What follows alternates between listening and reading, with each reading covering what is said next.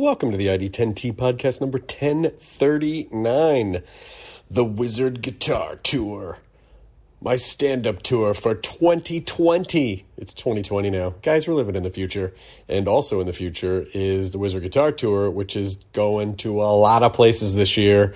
Columbus, Ohio, Philadelphia, San Francisco, Sacramento, Brea, Portland, Boston, Denver, Bloomington, Indiana, Minneapolis, Austin, Texas, Cleveland, Nashville, Palm Beach, Florida, Miami, Florida, Orlando, Florida, Phoenix, Arizona, and more.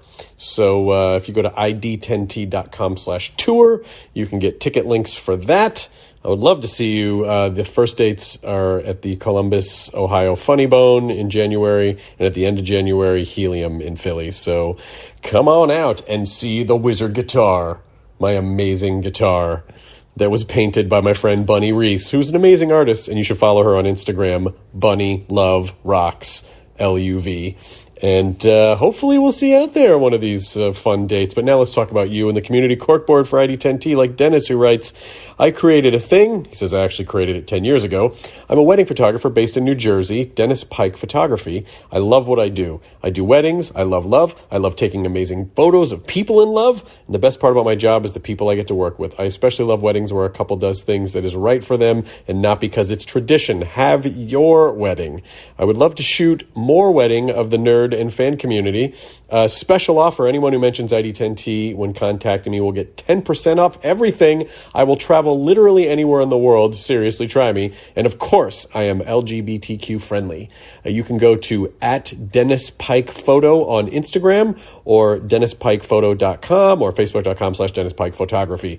Dennis Pike, I love that you love what you do, and capturing love. It's important. We had a great, super fun wedding that I feel like was rooted in some traditional stuff, but definitely had the filter of all the stuff we love. I highly recommend it. So thank you, Dennis, for being a part of that. Events at ID10T.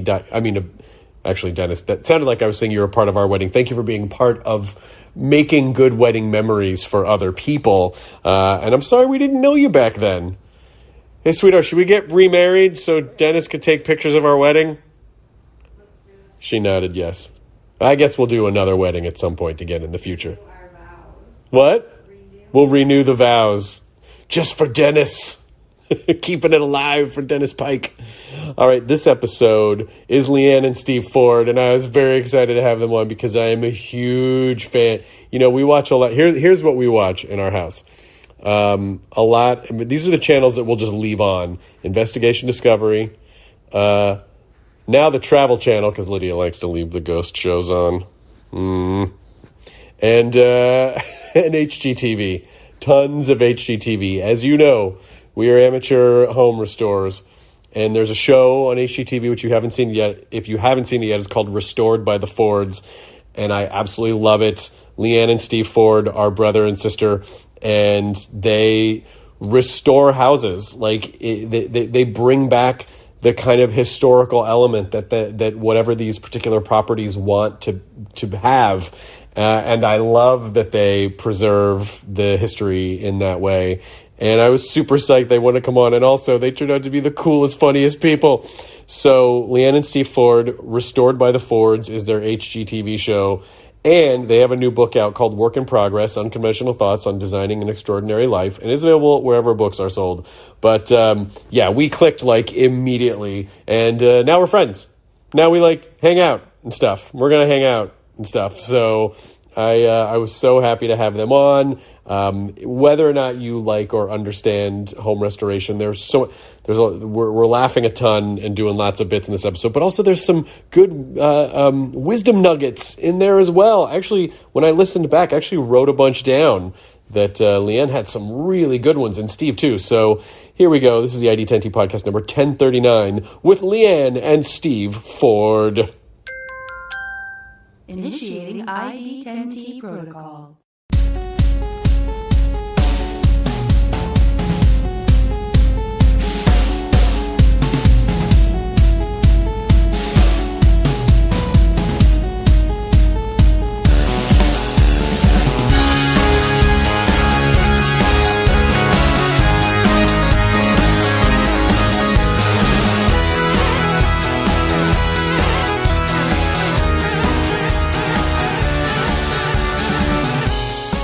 Steve, I don't know that you should move their system. You can move anything you want, Steve. You can get as comfortable as you want. Thank you, I am. Because the room is tight. This room didn't exist before. It was just a cavity under the house. And so I had them jackhammer through. You're like, there is a podcast room in there somewhere. It's solid concrete. It's just like the ceiling. It's just like that's everything. Great ceiling. That's in here. Yeah. Why'd you pick this room of all the rooms you have? Because I thought it just would feel intimate and contained. And the thing with the podcast is that if a room is too big, it's echoey, and then you have to really sound insulate the shit out of it. And so I just thought, this feels like a cave. It just feels like a little cave. Yeah. And there's usually only one person on at a time, and so it's not, so I apologize that space is a little bit limited. Just for people listening, I dragged Leanne and Steve all over the property to and then we did this, and then we did this, and... we like it. We always want the tour. And we want the tour to continue when we're done. I know, but it's like that, because I'm a huge fan of your show, but that must be now everywhere you go, people are like... What should I do I have a nook, and you're like, well, I don't know. The worst part is, though, my brain, as soon as you show me something, a picture or for us, going in that bathroom, I'm now designing it in my brain. Of course. There's no turning back. I'm like, I'm not looking. Stop it. Yeah. Your brain doesn't know when the clock is, when you're not on the clock. Like I tell friends, I'm like, you cannot show me the house you might buy. Like, when you purchase it, I will look at it. And I think won't to myself, how many walls is Leanne taking out right now in her head? Or adding. I'm like, for the record, I don't only take out walls. Sometimes you add walls. Sometimes you add walls, yes. But, my wife and I are amateur restoration hobbyists. Yeah, but not amateur. We saw upstairs. Well, no, but it's one of the reasons why you have one of my favorite shows is because so much I feel like of what most people will do to a property is try to modernize it, or they will, just blow everything out and just have it be open concept, which to a degree is fine, but you really honor the spaces that you bring them back to life, and that's my favorite thing to watch. Well, it's very important to me, these places, I mean, everywhere, but especially for our hometown in Pittsburgh, there's so much history there, and these places are cool. And the owners bought this home for a reason. They thought something was quirky, or they liked something about it. So we go in and I try to find whatever we can keep. Like, that's the first design method, is like, all right, what can we keep? What's special? What's unique? And then go from there. Because at the end of the day, you have to live there. It's 2000 whatever. You need modern amenities, but still, it doesn't mean you need to destroy everything. Right. So it's not a precious restoration, but it's a kind restoration. Yeah, and also it's also just from a humanity aspect. You're sort of preserving a story that. When my wife first came to LA, probably, 6 or 7 years ago, there was a house on the market somewhere in the Hollywood Hills, and I think Ginger Rogers lived there. And she said it was the most charming, beautiful, but she said, I wasn't ready to buy a house yet. And then a few years later, it came on the market again, and she went back, and she said she went in and cried because they blew everything out and put in, marble. And she was like, don't buy an old house if you want a modern house. Well, that's the worst part, is I feel a duty to save You have to save them, yes. I know, but and then when you're doing that yourself, it's rather exhausting. So we appreciate that we have clients that are doing that. Yeah. I like our clients because they bought that house on purpose. Right. They thought it was weird and interesting, and they weren't scared of it. So we automatically connect about that. But my problem is I get very emotionally attached to homes and have to save them. Of course. And it gets very expensive. Well, the one thing we run into a lot, it's amazing, a lot of these older homes, I think probably in the 50s, they shrunk the ceilings down and the windows, and they try to make them more efficient. Mm-hmm. So we go in to do renovations, and all of a sudden we find new windows that were behind walls. Yeah. And oh my gosh. They shrunk the house, and we get to make it bigger just by finding out in demo. Drop ceiling. And then it just evolves. People love drop ceilings. I can understand why, listen, in the 50s or the 60s, when that aesthetic took over, and these types of older homes, particularly like Victorian homes or just old craftsmen or whatever, people were like, it's old and gross. Right. Let's just paint everything white and put down linoleum. Linoleum's a fun new thing that we Right. have, and but ultimately, like, almost ruining everything in the process because they just didn't care. Yes, but I mean, what are we putting in that in 10 years? We're like, what were we thinking? That's why I think this classic, like the restoration, like classic homes, classic architecture, to me, will always be in style because it has survived, and again, it tells a story, and it's not. I know there's a little bit of trend with it right now, but it's not trendy in the same way that, you drive around, particularly LA, and they're put up all these glass box buildings, and they're like, these are going to look dumb. And they look dumb now, but they're going to look real dumb in 10 years. They look 80s or something. Yeah. By the way, 80s is coming back, so no offense to 80s. And like, it's after 70s. That's how it has to go. But that's also why I love to use white paint, and it's so timeless. So, as things change and go, if you see a white room or naturals or, it never goes out of style. Right. So I do like that. And that's kind of important to me. It's not fail-proof I'd say it's fail-proof, but it's not always. There's certain times when color's more fun, or the clients love color, or the house, tends to kind of lean towards it. And then you just have to kind of know. Like, actually, your house is a great example. If this place was all white, it'd be boring. Like, it needed all that fun wallpaper and pattern. And, Sure. So it's just about kind of letting the house tell you what to do. Yeah, that's the perfect way to put it, too. But then also not going crazy, because my wife said something that I thought was so insightful, which is, all of our furniture is antique, so we know where all of it came from. And so sometimes, like, our house is a Spanish house, and I'll go, I don't know if we should put this thing in here because it's not really of the house. And she goes, no. You put in what you like, and that's the connective tissue. It doesn't all have to be, Spanish colonial furniture. Wise woman. And she's exactly right. And it's like, but finding the balance also of not going too far in one direction, so it doesn't feel like I don't know, like you're in a museum or a showcase house. Or a catalog. Yeah. I mean, I really believe that fully. It's if you put a bunch of pieces you love in your home, you will love your home. And I think that's our kind of biggest thing that I've loved doing for the show, but also in real life, is the more people that love their space, the better the planet is. I mean, it's, if you love your home, you leave your home happier. If there's more people happy in the community, it goes forward and forward and forward. So as easy as having a pretty space that you're happy with, I mean, it's like, I don't do this very well. It's like making your bed. These little things that make you feel better at home are such a big deal. So we try to kind of bestow wisdom as much as possible. Like, Steve and I can't come to everyone's house, which... we're so tired we don't want to, but we can. You can steal our ideas, Sure. It's like on my website, on leannford.com, I try to give away as many sources and tips and everything as possible, because I'm like, it doesn't have to be a secret. Right. Take it. That's great, and it shows that you actually care about what you're doing. I mean, How did HGTV find you? What were you? Did you was like, obviously you had a design business. Obviously you were. I mean, kind of. I mean, no. No, really? Well, so I fixed up this old one-room schoolhouse in Pittsburgh. My first house I ever bought, and it was it was already a house, but it was hadn't been touched maybe since the 50s. Mm-hmm. And so we fixed it up. Steve helped me fix this place up. Well, our friend, this guy, Peter Barbie from Among Savages is his band.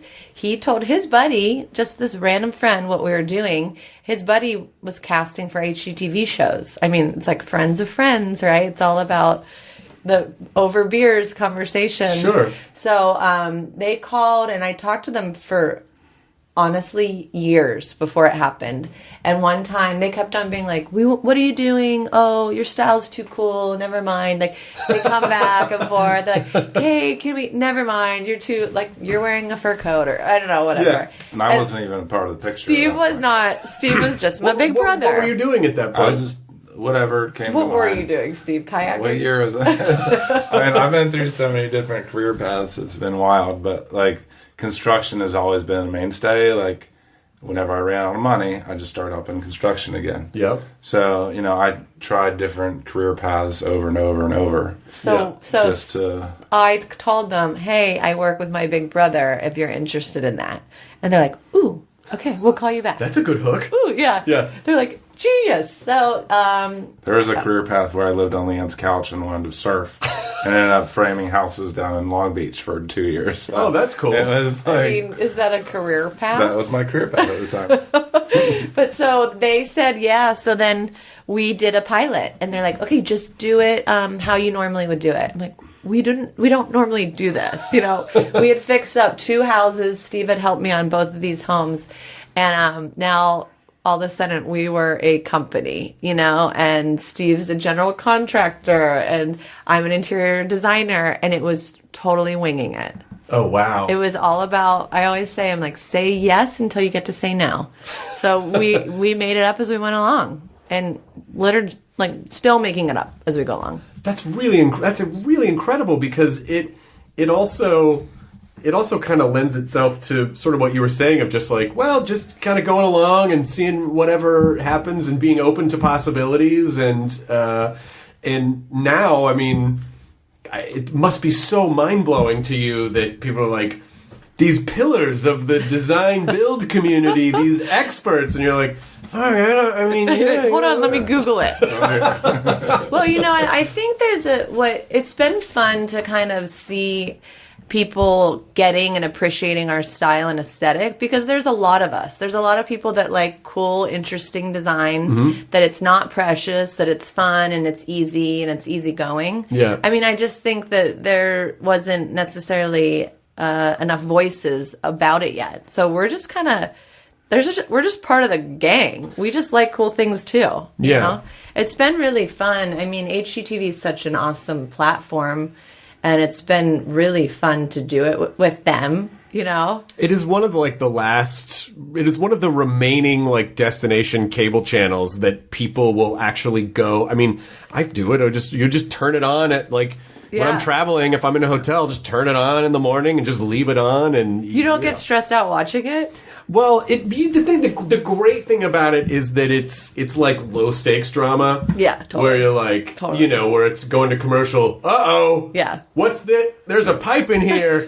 And then He's actually quoting you, Steve. And then you're commercial. You're like, oh my God, is this pipe going to undo every dream? And they come back and they're like, oh yeah, we just routed around. And it's like, you instantly solved. Right. It's like the call where they go, hi, and they're on speakerphone. So we found this pipe and it's probably something you're going to do. It's going to put you $1,500 over budget. And then there's a pause and the dramatic music and they're like, okay. And you're like, oh fuck, wow.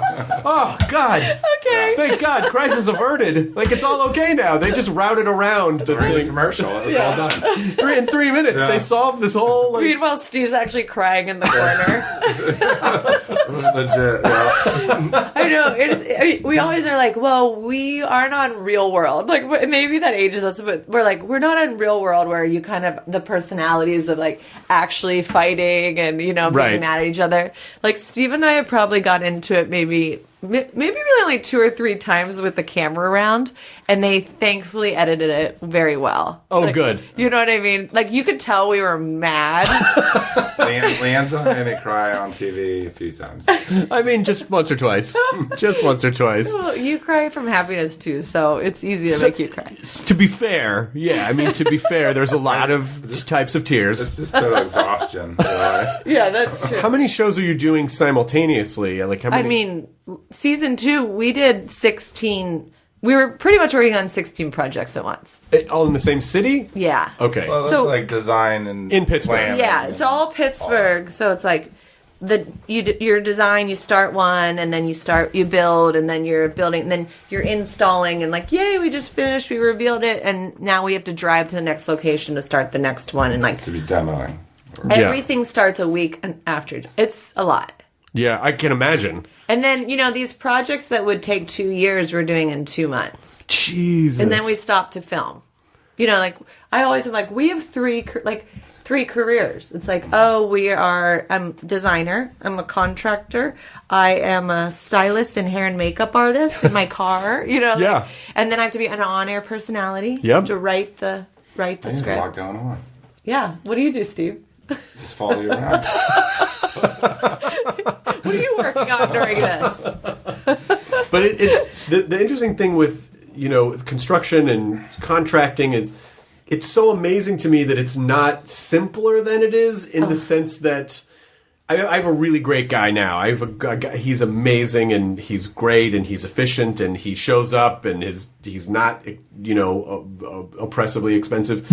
But it is funny that exactly because people come in and it always blows my mind when it's always the why do they do this? I don't know. I'm not contract. I'm not an electrician. Well, this is too close to this, and I don't know why the last person.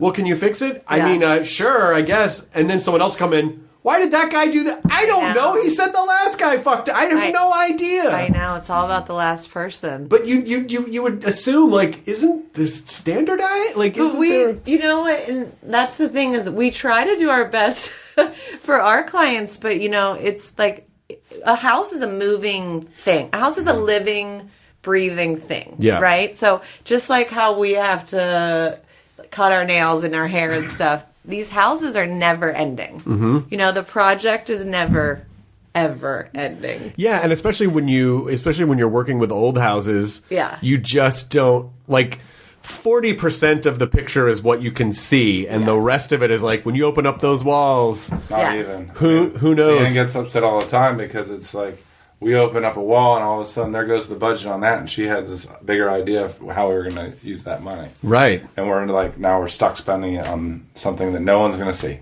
Right. Yeah. You're fixing a problem that you didn't know was there. Yeah. Or, Steve's like, we're going to need to double insulate. I was like, no, we need a chandelier. Like we're going to need to single insulate. I've never said double insulate. Yeah, just that once. We're going to need more insulation. I'm like, how much insulation do we need?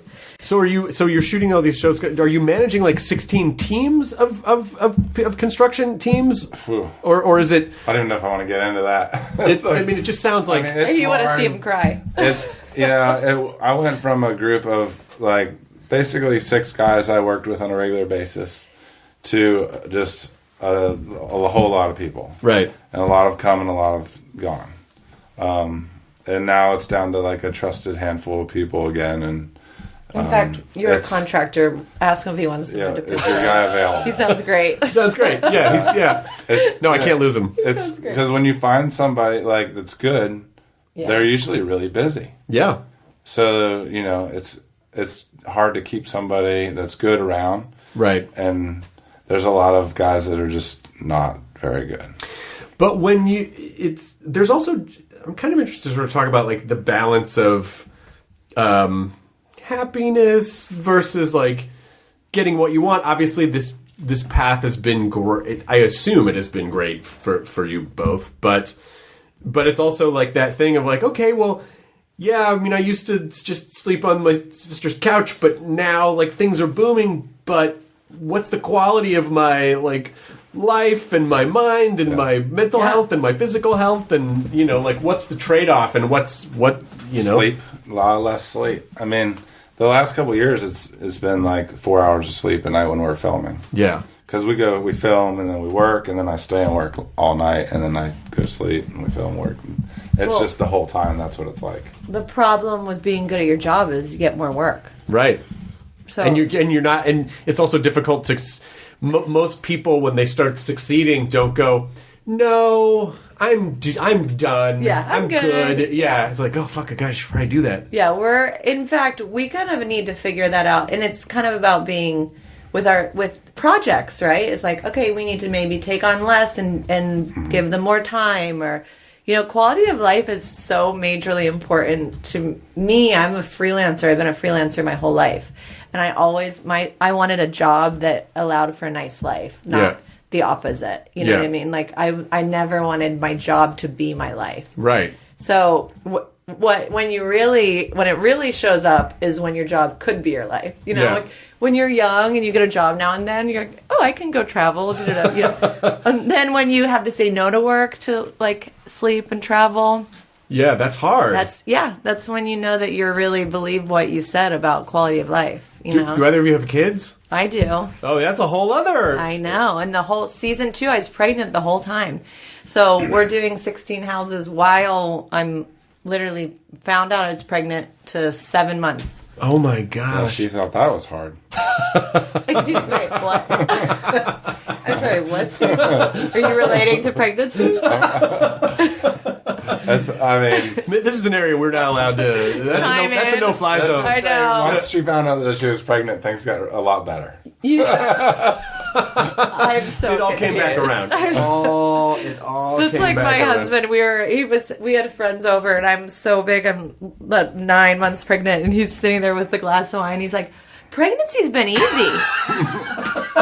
I was like, "Has it, honey?" Like everyone stopped. Like I was like, I'm so glad. People talk about how hard it is, but honestly, I feel fine. Yeah, he's like, I feel great. He still apologizes for that. He's like, I cannot believe I said that. It's like, it's so funny. You know, guys, we say dumb things. I know. It's just part of what we do. He defended it and said that he appreciated that I was an easy pregnant lady, which Steve Good said too. save. I This know. is what I said too. Steve said I was happier. It was just, once no you demo. found out what was going on with you. Okay. Okay. What was- new Conversations you subject, don't want to please. have with your brother. No, this is part of the dynamic. I'll tell you what. The reason I was happier is I didn't have to do demo anymore because I hate doing demo with Steve. I hate it, and I have to do it. What do you hate about it? He's terrifying. Like the sledgehammer flying around. He has no idea I'm in the room. You know, like I'm supposed to get over there and help. Yeah. And it's the worst day. It's the worst. It can be aggressive. But also, if you're pregnant, don't you show up in a hazmat suit? Well, that's why I liked being pregnant. Oh, And a baby. And I got a baby out and of you it. got a baby. There's a propagation of life, all that stuff. Yeah. But also, No demo. really helped with the demo days. No demo, Really yeah. took the edge No off that too. If you look, actually, there's like my belly's in it a lot, but also I have the massive, the hazmat, what's that mask. called? The mask. Yep. The big one. Yep. That's like episode 1 and 2 is a little dinky one if I put it on. Episode 3 is like iconic. Episode 4, she's just gone. I'm sitting over in the other room. You just start faking pregnancies, just like for the fake Exactly. pregnancy. Sorry, guys, I'd love to go in there, but I Exactly. just Standing another outside. baby. I don't know. I'm thinking about it. I'm like, that was a good move. That was good timing. So it's so this idea where you are open to things and you say yes to things. At what point do Yeah. you start having to say no to things, and at what point? Like, what's the sort of end game? Is it just to see how far this all goes? Is it to, have furniture lines? Is it, what is it? No end game. No, I mean, there's- it's just honestly, we're just holding on for dear life, right? Mm-hmm. Like, I think this whole path, the TV show is proof of it, of we just kind of, as it comes, take it as it comes and decide as it comes. Like, we hardly watch TV, let alone planned on being on TV. Sure. So, but then as you become more successful, it's all about, saying no to good so you can say yes to great. You Oh, ever that's heard a that? great quote. No, I've never heard I that, didn't and that's say that's a it, good so- quote. but Well, you yeah, just said it. I did just say it. So, Yeah. But of kind of being more conscious of what you are saying yes to, because what happens is when you're too busy, now you're missing these things you really wanted to do. Like Right. for me, is actually I just want to go hang out with Ever, my daughter. So. But I think we're doing a good job at that. Steve still I'm working chills. into that. It's been, but with the break between season, it's been a little bit of I needed a break. Yeah. And I'm still trying to, I've always had to make a living, so I was doing whatever it was going to pay me to make a living. Yeah. And then now we're still doing that, but I get to do more, I like to make furniture or I'm building a motorcycle right now and that kind of thing. But now I have a little bit of time in between a show. And once we start the show again, that'll all go away. Yeah, but then there's also that. No, I mean, imagine there's probably also a little bit of the someone might be leaning over your shoulder going, you design furniture. Maybe you should build some. And then it's when you start turning, because it's good to turn your passions into. Right. It's good and bad to turn your passions into your work because you're passionate. You put more time into it. There are more authentic things you're putting into the world. And the bad side is like, well, then it's not just for you anymore, really. Right. Yeah. So, which is different. Which is different. It makes it different because then people are like, oh, I know this was for you, but can you make it a little bit? And then you start compromising, and then all of a sudden it's like, well, now this is work. Right. Now I need to find a new hobby to take me away, Totally. You have to be really careful about it, especially in a creative field, right? So for me, this is creation. Like, I just like making stuff in any form. You know what I mean? And as a designer, it's just about the house is your canvas right now, and that's why you want to do another one. And once over, you want to do another one. But as you create, it's just about kind of staying true to creating what you love in that form. So, like, I'll probably turn into a ceramicist, and after that, a painter, songwriter. Like, and I think that just especially speaking from creative path, is our path is so crooked and messy. Like I always say, it's like a bowl of spaghetti. Like people see us on TV and they think, oh, their path to success was this straight upward line. Yeah. And for us, it's like up and down and back again and around and oops. And, we have our book, the Work in Progress book that is out this week. And we talk about it. It's like we failed so many times, things that didn't work, getting fired. I mean, blowing it left and right, which got us to this point. So why don't people calm down about knowing they don't have to know what they're going to do in 10 years. And, we are evolving, and that's okay. But it is also the illusion of safety, the illusion of certainty. Yeah. And so it is easy to get hung up on what's going to happen in 10 years because you want to feel. And the great comical part is it doesn't matter how well you plan 10 years from now. Right. Life is going to go whatever. You just have to figure out how to hold on and not go crazy. Yeah, like it's what is it? It. Like God laughs when you're making plans. Of course. But then the problem is people, which I guess I don't have this brain to understand it, but the problem is people, they stay in the safe route, and then 20 years from now, they look back and they're like, oh man, I should have fill in the blank. I wish I would have. And I'm like, just do it now. Like, try to be a photographer, realize you're bad at it. Okay, check it off the list. Don't have to worry about it anymore. But that's what I love. That's what I love about your show, because that vibe about you feels like, we're doing this show now. If we weren't doing it in 5 years, we'd still be fine. Like, it just feels like you do it because you love it and not necessarily that it's a mega machine that you're building. And the mega machines are fine. I have a lot of friends who do the mega machines. We are not the mega machine. And they're great. But it also, it feels very much like, this is great. This is a fun thing that we're doing for now. Well, it's funny. We're doing... Is it, Leanne?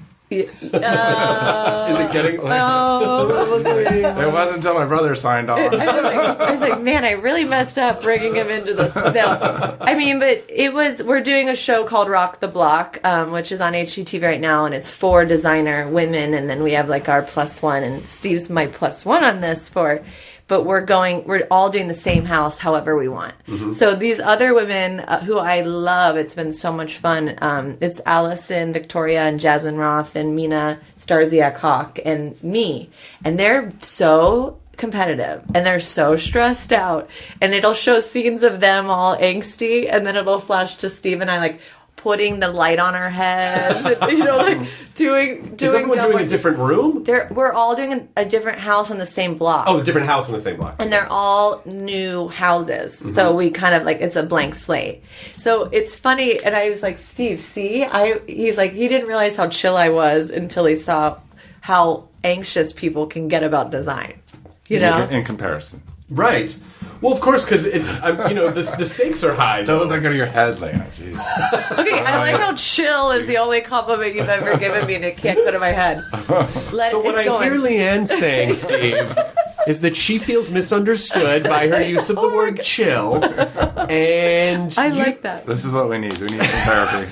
Steve, you need to stop saying you and saying I feel that. I've tried that. Wait, you seem to know about that line. I feel that's very aggressive, Leanne. I feel that you've heard that before. I feel that you might be trying to put me in a box. That's how I start most of my texts. I feel. You're right. Your texts are sup. I feel sup. Yeah, he's like sup. I'm like, sup with you. But that, you know, that idea is sort of, I think, the gold standard for living, which is just like plan enough. Yeah. But, you know, not, and that's also funny because not being obsessive about those kind of details is slightly antithetical to, you do kind of have to get a little obsessive with details when you are restoring something, though, don't you, in a way, or no? I mean, we're bad examples of that, I think. I guess there's I just think it's an easy, you know, it's not precious, right? I think design is not precious. It's easygoing. It's like throw your shoes off or keep them on, you know? And I feel like a home should feel that way. And I'm really into imperfect. Like if you like perfection, do not hire us. Right. You know, we like imperfect and interesting and special and something that feels like it's been lived in. Yeah. And if it's messed up, like if that floor is messed up and it came that way, we're keeping it. That's better than a brand new floor. I 1,000% agree. And you have to, it's just about being like kind of connected as a designer and as a contractor with your client, right? Mm-hmm. It's like we leave. So we make this cool house and at the end of the day we leave. So they have to love it. Mm-hmm. So it's more about them and it's more about the house than us. But it's dating. You all have to like kind of be simpatico already. Right. Yeah. But the idea that it's so specifically themed around restoration, by the time you come in, people have already made the agreement of. Yeah. Whereas sometimes on other shows, it really is just sort of a blank slate, Totally. And it's like it is really fun to watch, especially the non-hosted shows like the when they're trying to find the house hunters. I don't know why I didn't just say that. I was like, he's going to talk about house hunters. House hunters. People love house hunters. Well, it's interesting because and on the other shows too, sometimes my wife and I will watch and just sort of make the comments like, this couple's not going to make it, you know? Because you sort of see, and I think that's sort of the other, like, unspoken layer of the shows is, you know, when a husband comes in and he's like, yeah, so this is going to be like a man cave, and I'll put like an 80-inch, and then I like really modern, and the wife's like, no. Not happening. Yeah. And I like classical, and, you know, yes, of course, like the type of house you live in doesn't necessarily have to define your relationship. However, it does. You kind of see at a fundamental level of like, well, they can't even agree on the process, the style, like what it should be used and there's for. a camera there. So imagine if the camera's not there. That's what blows my mind. And this is their best behavior. This is their best behavior. And I always am like, design is probably 50% couples counseling. Mm-hmm. Honestly, it's probably 50% couples counseling. I am lucky because my wife and I have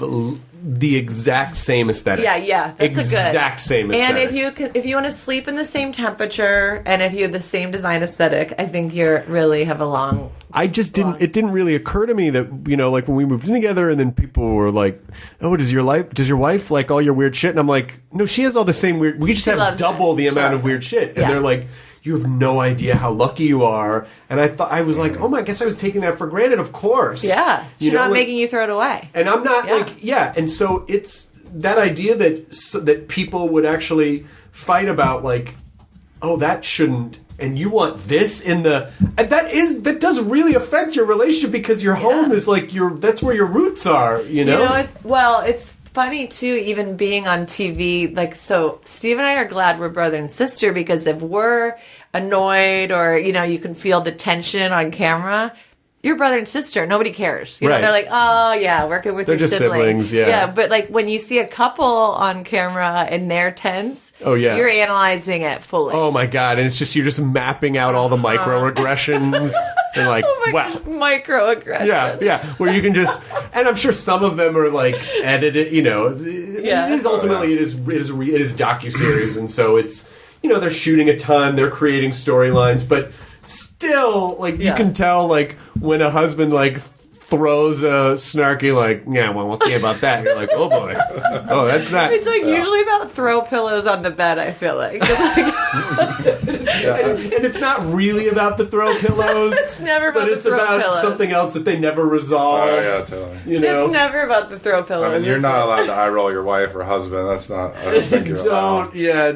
don't do that. But that's what I do. And then you have love. to stay with them for the night. I'm just happy to leave at the end of every Yeah, day. Steve and I are like, see ya. Everyone's Say like, how do you goodbye. guys get along? We're like, we live in different houses. Yeah. And also, again, you're siblings, Yeah. and so it is like sometimes you're going to agree and sometimes you're not going to Yeah, agree. we're used to that. Yeah, but the stakes aren't like, it's not like you're not going to be brother and sister anymore, Right. whereas like some of these couples, you're like, Right.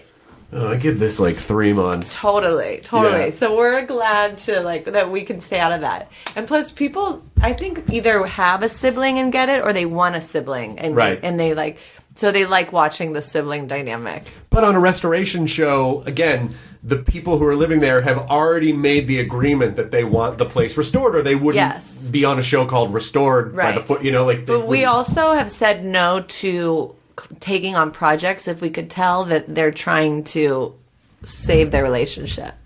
Oh my God, I never thought about that. So like we'll go in and we meet them and we see the place, and there's a couple reasons we'll say no. Like if the budget's not enough to actually make an impact, or if the budget's too high and they're going to overprice their house, that's not a good spot for them to be in.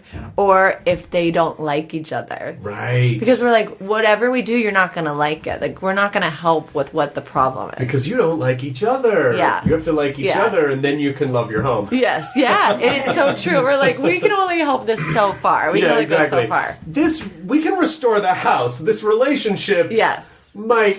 Actually, season 3. Be careful what you say I here. know. We're like, all of a sudden, we're gonna have a therapy show, but we'll bring you in to be like, I'm hearing you're saying. I know, but it is sort of funny that just like, hey, maybe some relationships should just be condemned. Maybe they just are beyond repair. Maybe there's no amount of William Morris wallpaper that you can slap up on this relationship. No amount of white paint and texture will I save don't know. us. I don't know. White paint might save us. White paint might save us. It does. I do. Maybe it does, because I do think a lot of our spaces are a lot more relaxing, and they're like that you feel like you're in a spa sometimes when we're done. That's good. So maybe it does help them. I do like, though, I'm not someone that likes watching Discord. I don't, and I know that's very big for docuseries, and HGTV not so much, and I'm not asking you to comment on any other show. I'm just sharing that when Tarek and Christina came back after they split up,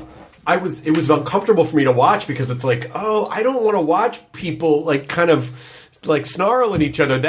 And so I said to someone that had worked, that worked for one of the family of networks, I was like, did the show like tank after that because they weren't? And they were like, no.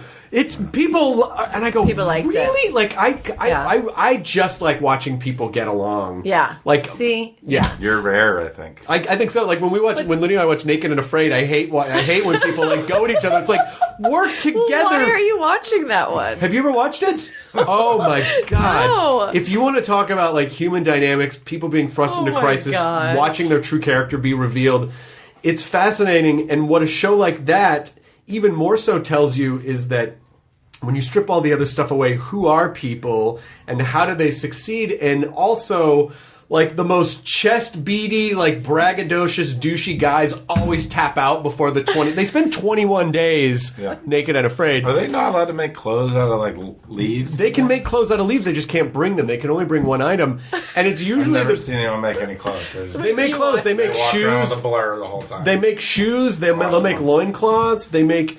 And I'm so confused. you find that the people who are sort of chill, the way that you're talking about, tend to do the best, as opposed to the people who are trying to control everything. And so, I don't like it when Ain't people. that life, though? It is, but it's very hard to remember that because everything feels so like the stakes of everything in life feel so high. Yeah. And I feel like now more than ever, people are trying to control their own little bubble. Yeah, but and it's you know, an you gotta illusion. keep it life or loose. death situations. Right. What? Yeah. Are you still talking about the show or life? You know, they The could show. get gored show by where nobody has a wild boar or eaten or throat ripped out by a cheetah. I mean, they could get a splinter in their bum. I'm telling you, but honestly, like that could fuck them up in a way that they would have to get pulled off the show if it gets infected.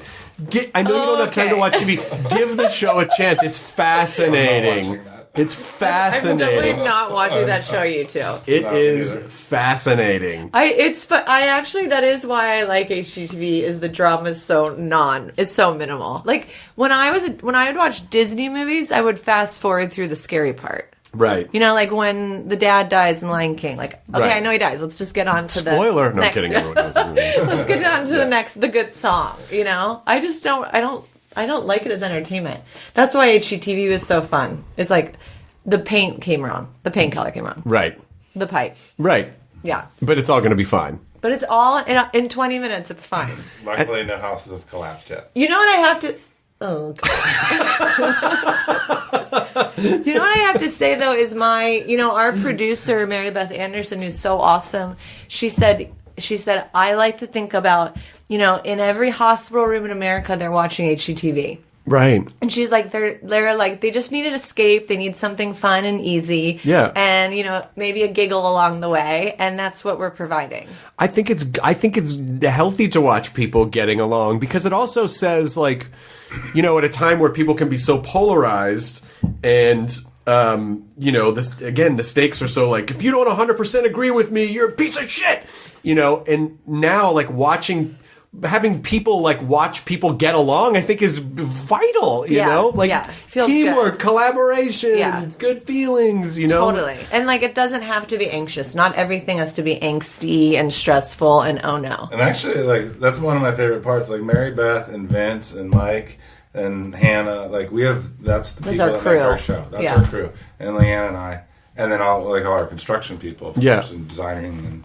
But we have a good time. Yeah, we have like a fun time making the show. It's like, I like to go to work every day. Like, if they're showing us joking on TV, we're not actually joking to each other. We're joking to, like, Vince behind the camera. Right. You know what I mean? Like, right. I'm not trying to make Steve laugh. I'm trying to make Vince laugh. Yeah. So, and then this season, they showed us talking to the camera a lot, which was surprising because usually I think, like, all right, if we're looking at the camera, they're cutting it. Right. And they didn't. not We're like, supposed to okay, do that. noted. Don't say anything you don't want on camera. You know, because now it's like the fourth wall is down. Oh, good. Well, that's good though, because fun. I think it also, like, television watchers are savvy now. They know that there's a camera crew there. right. They know there's a sound guy. They know Right. that, so why not kind of, that to me is fun because it also just like, you're watching the process of the house, but you're also like watching the process of the house. The process. Yeah. I know. And then we have been this kind of ode to the 80s, 90s. I feel like all our jokes go back to like Pee-wee's Big Adventure Of or course. Three Amigos, or like we were just talking everything Bob Barker and The Price is Right. So we are, all these jokes we're doing that kind of go to that are staying in the show. I love all those references, and we are also like film memorabilia collectors, and I managed to acquire Steve Martin's Amigo pants. No. From Three Where Amigos. are they? They're at our house. No. And yes, they fit me. I'm sure that was the next question. You Anyway. acquired Steve Martin's Amigos? A guy for knew us? that we collected, like film, like props and stuff, and he was like, he goes, He's like, you got me a sweater? he managed to have Chevy Chase's and Steve Martin's pants, and I was like, well, I'll take Steve's, and Chevy's, no thanks. well, because I felt like I only needed one pair, Like, maybe they'll fit me. Wait, are the other ones available? No, the other ones got sold to like a bar. It was like a Three Amigos themed bar or something, and Where's so that? I don't know actually. We were on their soundstage today. Oh, What we that's think was their set. great. And we were doing the Amigos salute. The salute. We just filmed it. Oh, Yeah. that's fantastic. Yeah, so I'm sorry I don't have that here, and I'm trying to figure out the best way to present Stuff them. How do you show The pants? scarecrow. Do I put them in a big shadow box? Do I put them on a mannequin? Like, Do you wear them? I mean, yeah, but Out? Then you get a cardboard cutout and have the cardboard cutout. I just wish I had more. I just wish I had the rest of the outfit. I just have the pants. I don't know where I don't know where anything else is, or the hat, or anything else. Yeah, where You'll is be it? searching for it. Who knows? We always we know we like someone if we'll do a reference to Three Amigos and they'll get it. You know what I mean? Yeah. Like we'll be out on set, and then probably the first time it happened, even on our show, we were saying something to each other, and then like, Plethora. yeah, like, we're like, "What'd you say about plethora of paint?" See. Like we said something to each other, and kind of giggled, and then Vince, our DP, he just finished the scene. We're like, "Oh, we knew we loved you. We knew it." Yeah, so we have all the same humor. Like when you grow up in the same house, you watch the same stuff. Yeah. You know, so that's kind of how we're simpatico ourselves, I think.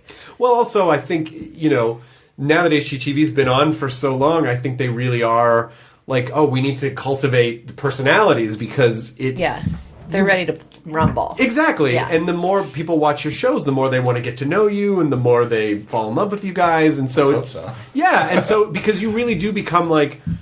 like they're pals, like they're friends. You're their guides in this world, and so I think that's important. But what's the sort of arc of the book? Was it your journey up to the show, or is it? Yeah. So we wrote this book. It's called Work in Progress because you're doing a memoir-ish, and you're like 30s, 40s. So right. It's hopefully if all goes well, this is just the beginning of our story. Right. But it's about how we got into HGTV. The story of that is there, but also just about like how our path of creativity has gotten us to where we are and not being afraid to fail. And we had this amazing childhood. I think our parents always kind of inspired us to do whatever, try whatever, and we weren't afraid of messing up. Mm-hmm. Messing up is inevitable. It's just going to happen, and that's okay. So we talk about that because my biggest thing is how to kind of inspire people to live happier and easier and relax, enjoy it. That's really good advice, and it's simple advice, and it's advice that's easy to forget. Right. Because I think especially as we get older and you want to sort of know where you're going. Mm-hmm. And so the idea of like, because there's like 3 or 4 things that I want to do, but I'm overthinking. I go, well, if I do this, then and if that doesn't work, then I've wasted all that time in that direction, and then I don't know if I can backpedal. Yeah. And then I've wasted a bunch of time just even thinking about it. Which is a waste of time to say it's a waste of time, right? Like it got you where you are. It doesn't. The path is so messy, and what if we just accept that and we're good with it, right? But I mean, you think about it. You It's can easily like, talk yourself out of things. Yeah. The more you think about it, and the more you let like other people interject in what you want to do, it's easy to get talked out of trying something or being who you want to be at the end of the day. So it's like sometimes you just have to go for it. Yeah, and it is, there's a book called The Subtle Art of Not Giving a Fuck that I've talked about a lot on the podcast, and that's kind of the idea. It's like, well, things are messy, so if you accept that, then you can't.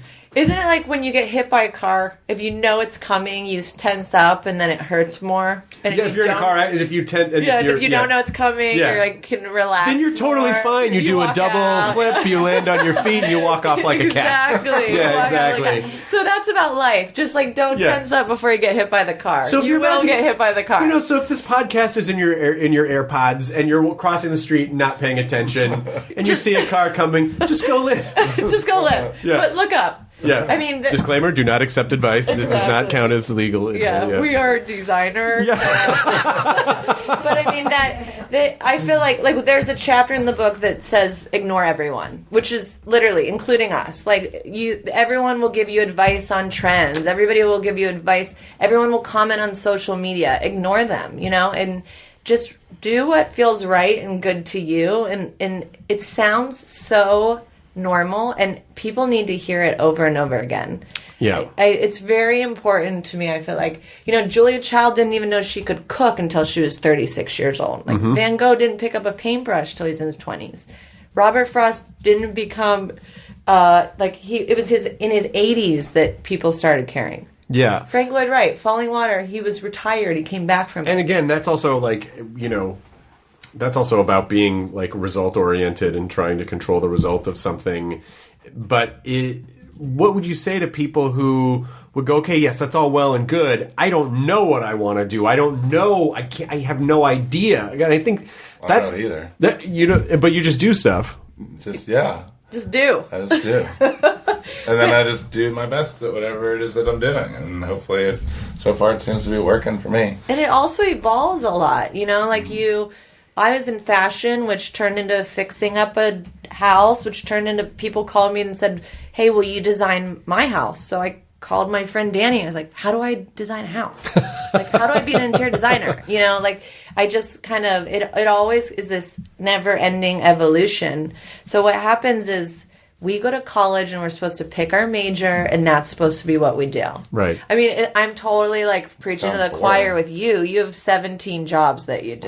You haven't chosen. You do them all. One of those, which is, by the way, is my current life goal, is to be a voiceover on a Lego movie. Oh my God, that's so funny that you know that. Oh my God, that's so funny that you know that. That's a life goal. That was my. It was pretty cool. I gotta be honest. Now it's your life. As of when I watched that movie, I was like, this is the best job ever. It is pretty fun. On Lego Chris, movie. now you know. That is help a brother out. spectacular. Oh man, I looked up every one of those voices. I was like, I gotta know who those people are. I mean, funny.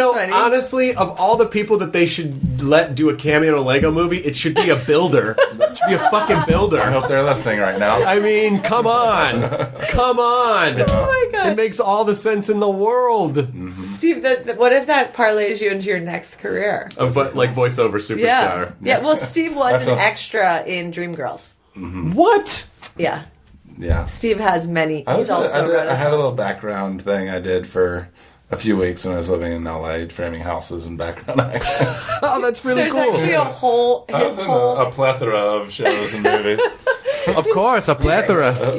His whole face was on Dreamgirls. It was just his face Oh, that's amazing. for about a half a second, but we were clapping, we were cheering. You have to watch almost the entire movie to like catch a 5 it. hour. But it's like the last 20 minutes of the movie. He's right there. They pan on my face. So now, so when you do appearances at places, or if you do talk shows or whatever, it should say, Steve Ford. Dream We're Girls. starting by the Fords, Dream Girls. Like that has to be in your credit now. Yeah, the best one was when you were in Mysteries of Pittsburgh, and there's a scene there in a club, and Steve's 6'5", right? So Steve, the scene goes and the lady's talking. It's Sienna Miller, right? And Steve's just bopping behind her, next shot he's over here jumping. Next shot he's over There's here. a mosh pit. I actually stepped on her foot. Oh no! Yeah. Steve made She sure was to be really moshing. upset with me. You made sure to be moshing directly behind Yeah, Sienna I stepped Miller. on poor little Sienna's That'd be really funny. So if she watches your show and just gets this uneasy feeling and doesn't understand why. I don't like that guy. Oh yeah, that's right. He almost almost totally Sorry, broke my foot. Sienna. But it's fine that you were able to come on and make peace and and be able to address this finally after all these years. But this idea of moving with life it is a time tested. All of the best philosophies and spiritual, they all say the same thing. But God damn it, it's so hard to do it sometimes. Well, and know that you're going to fail. And I think. Why is failure such a dirty word to people? I don't understand why we are so bent on I can't fail. Because I always my favorite quote is Einstein, and he said the fear of failure kills creativity. And I always try to tell people that because you look at it, you're not going to be a creative being without trying things. You can only get as far as somebody else has tried.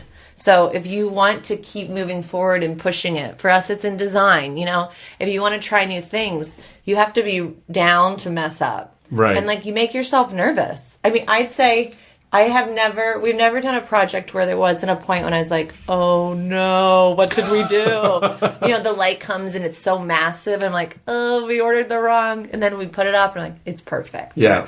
I can't believe we're ripping this wall out. We're so, and those always turn out to be the best things. Yeah, but it's also, it's if you end the story at the failure part, then that was that story. But if you're able to move the end of the story farther, it's well, that was just a part of the gateway to the next path. Yeah, exactly. It really was a tool. It opened the door to, what you are meant to be doing. Well, it sounds like you have the right mindset. You have the best, healthiest mindset for the entertainment business because it's very alluring. It very much, feeds ego and all of the bad parts of the brain and the bad parts of humanity the wanting more, the being defined by what you do and not who you are, like all that shit. And so being able to like, well, you know, if we didn't do this anymore, we'd still be fine. Like that is the best, healthiest place to be. Yeah. Well, I mean, it's going to end. We're not going to be on TV forever. You know, I told her, I was like, I was in interior design before this show, and I will be after, you know, until I become a songwriter. But, you know, like, it's like we're just enjoying it as it comes. And I think it's been this incredible tool and helped us talk to more people. And I love that it inspires people. But I'm sure it's temporary. You know, and that's good. That's okay. It doesn't mean it didn't happen. Well, yeah, of course. And again, the nature of life is temporary. Yeah. And they're even like, you know, there's research now that suggests like, oh, our brains have a protective coating in them that keeps us from thinking too much about our own death, which of course is imminent. Right. That we shield ourselves where it's like it happens to other people and there's still a little part of our brain that's like, oh, but that's other people.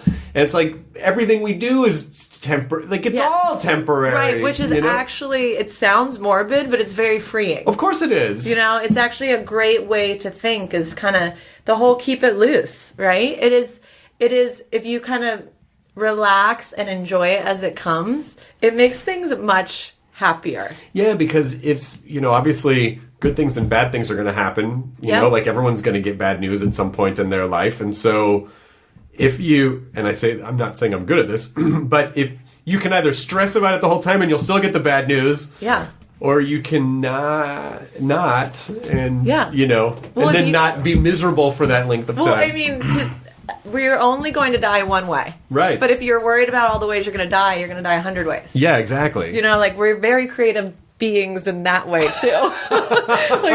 like sometimes, you know, your brain can get too creative and you think of all these things, but you don't have to worry about those. That's so funny because it's making me think that, you know, I'm sure there are people who are like hypochondriacs, which, you know, maybe it's points in my life, but if someone's like, I don't know, I'm not creative, but I have this weird mole and it could be this, it's like, no, you're a great storyteller. You're like, genius. You're just telling yourself bad stories. Oh my gosh, totally. Yeah, so what if you just turn it to a good story? Yeah. You know, it's like, all right, think of all the good things that could happen to you. Right. People don't think they're going to win the lottery, but they do think they're going to be in a plane crash. Well, yes, because you know, again, I think part of that is that it's a survival, like it's that sort of amygdala survival thing where it's, if I picture the worst case scenario, I am preparing for it, which of course is not entirely, you can't really, so much you can only prepare for. So we don't prepare ourselves for good scenarios because in our minds it's like, oh, well, then everything will be easy and fun. True. But the truth is, like we were talking about in the beginning, when good things happen, like you get a show, there are a lot of things that aren't just like, we're just cruising now, you know? Right. Like, there's a lot more responsibility. It's just another can of worms. Yeah. It really is. And it's a really lovely, lucky can of worms that we're having and we're in, but like, it's still a job, you know, at the end of the day, we're still working. Yeah. But also find a job you like, and then it's a little bit more fun. I would rather won the lottery, personally. Actually, I have my favorite mug, which I don't like junk, and I have my one junk mug that says, I'm only here till I win the lottery. But then you'd still have to do something. Every time I drink it, I'm like, it's so true. I'm only here till I win the lottery. Yeah, but lottery winners aren't even like... I know. They get super messed up because it just totally... That's the thing, though. I would still do similar things to what I do now if I won the lottery. But I would just do them in a more casual way.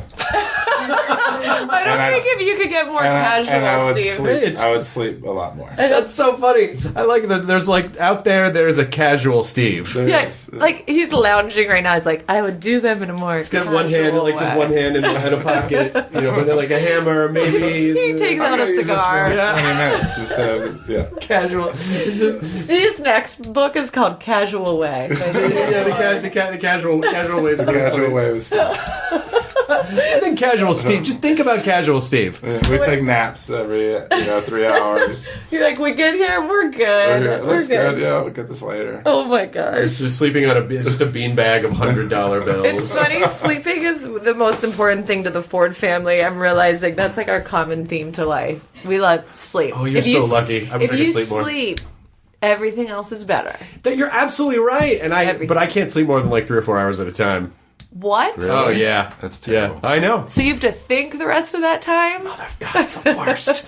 Yeah. It's a lot of thinking. Yeah, every time my eyes pop open, it's usually sometime between 2:45 and 4 in the morning. No. And I wake up and I go, don't look at the clock. You know what time it's going to be. And I see like 3:12. I'm like, damn it, and then you're just up.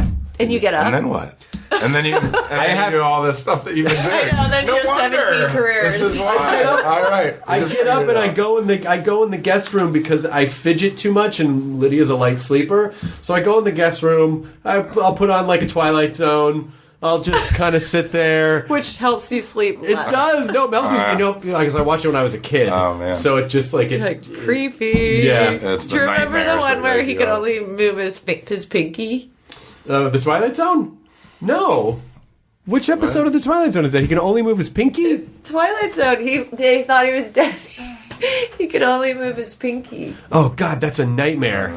That is a nightmare. I'm getting disturbed thinking about it. Wait, the Twilight Zone. Yeah. I gotta look that up. I feel like I've seen every episode of the Twilight Zone, and I don't remember one where he can only move his pinky. What were the other? Alfred Hitchcock. There was Alfred Hitchcock Presents. There was Outer Limits. There was Rod Serling did Night Gallery in the 70s. Whichever one it is, I'm still disturbed by it. It is very, very, very, Just very, Google very- can't move. Can't move pinky. Only Can only pinky. move pinky. Twilight Zone, Outer Limits. If you ever go into a coma, Leanne, I'll check your pinky. Thank you, Steve. Wait a minute. I'm like, I'm right pinky's in here. She passed the pinky She's test. still bossing us around with her pinky. I'm like, move that light. I'm like, dim the light. So yours is Casual Steve, and your book is Boss Pinky.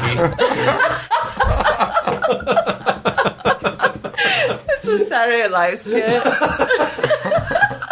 They're like, don't look at her pinky. Oh my God, they would build an 8-minute sketch around that. It's like a reference to Boss Baby. What exactly? Alec Baldwin's got the voice of the pinky.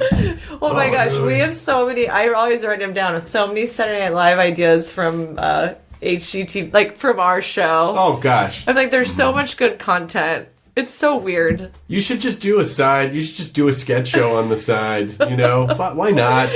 I know. Add it to our list. Add it to the list of stuff you're gonna do. We're like, we need you. We'll do it. Oh my God, anytime. I first of all, I was a fan of your show. Now I'm a fan of you as people. So You're like, more? You like us more or less after this? way more.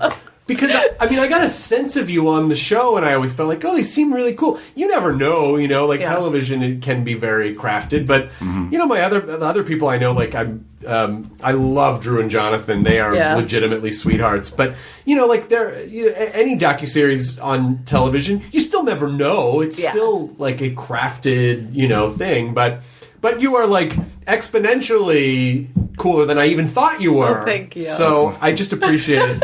I appreciate what you do, and I appreciate your philosophy, and I hope people get the book. And I look forward to the next. So when are there new episodes soon of the show? TBD.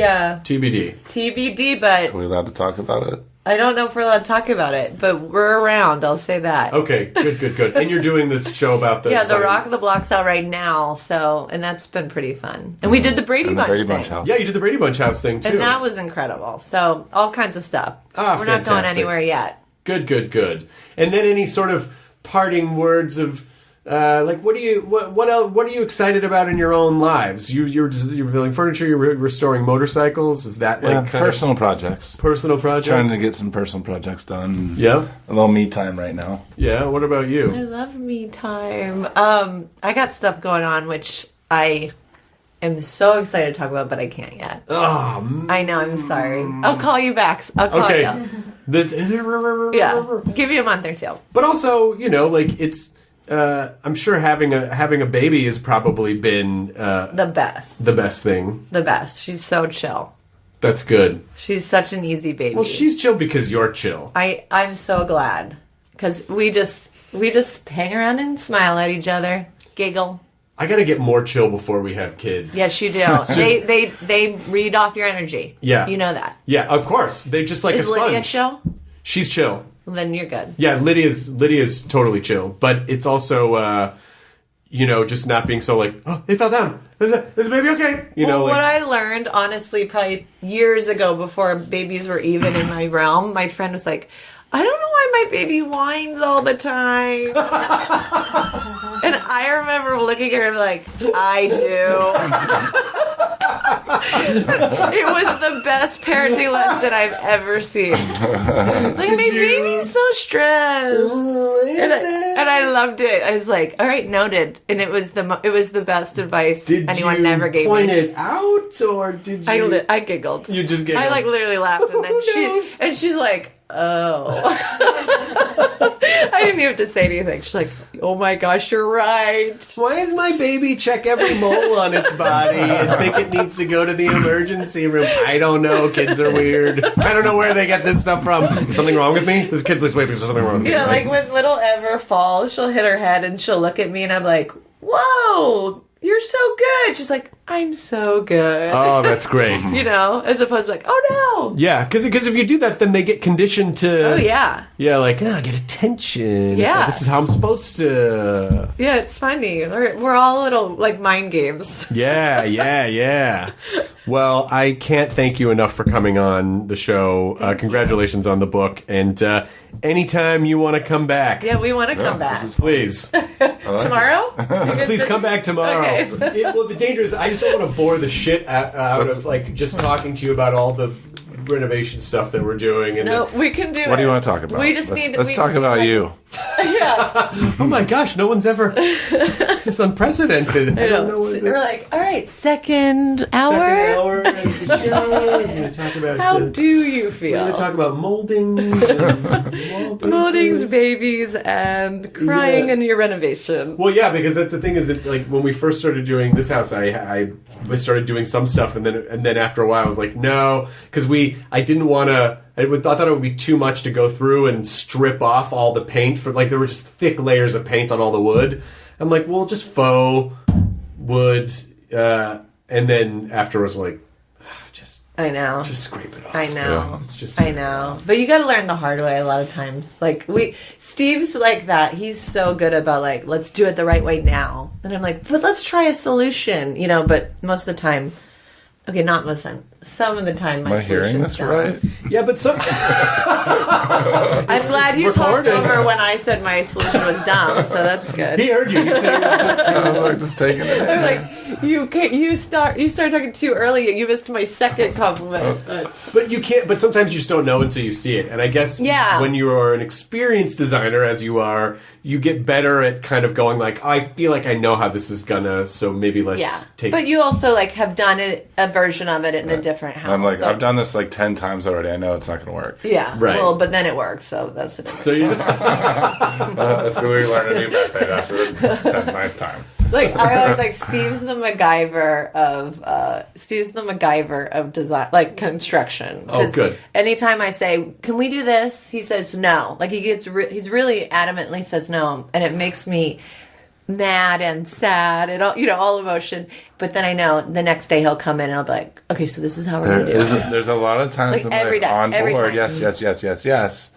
And once in a while you get a no. But then you get yes the next day because you're you. There's not a lot of times you say yes.